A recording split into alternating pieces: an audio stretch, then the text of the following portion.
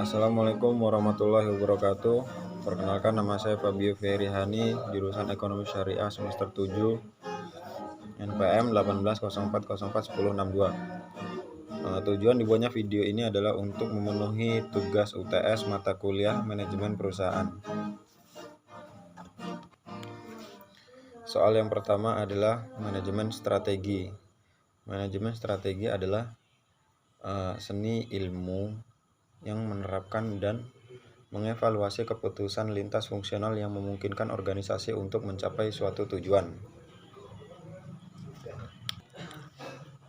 Lalu untuk soal yang kedua adalah bagaimana manajemen strategi yang diterapkan pada Astra Honda Motor. Di Astra Honda Motor ini memiliki beberapa strategi, yaitu terbagi ke dalam 5 strategi. Yang pertama adalah differentiation.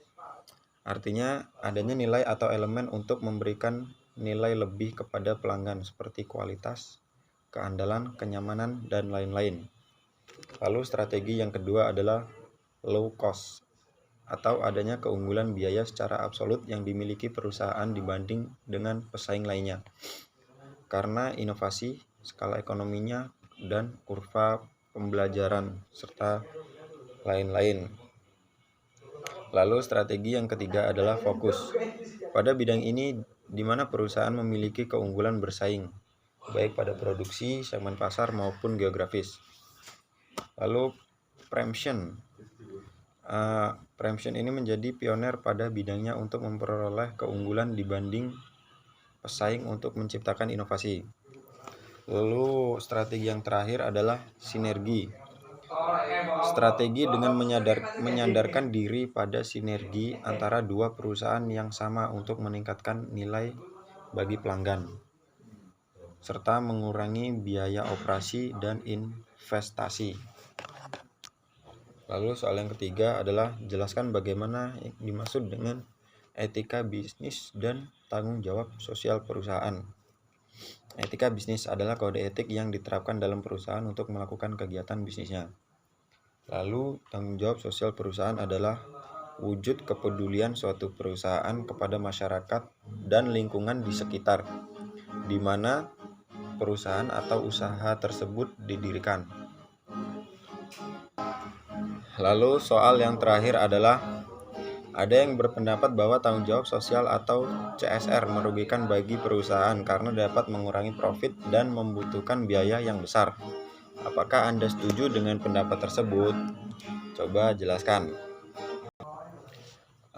Saya sebagai masyarakat jelas tidak setuju dengan pendapat tersebut, karena suatu perusahaan mau tidak mau harus memiliki kewajiban untuk bertanggung jawab kepada lingkungan di sekitarnya. Contohnya, limbah atau polusi yang dihasilkan dari perusahaan tersebut. Jadi perusahaan itu harus menangani hal tersebut dengan baik, karena jika tidak itu dapat merusak lingkungan di sekitar perusahaan dan akan berdampak kepada masyarakat sekitar. Lalu perusahaan juga bertanggung jawab mensejahterakan masyarakat yang ada di sekitar usaha tersebut didirikan.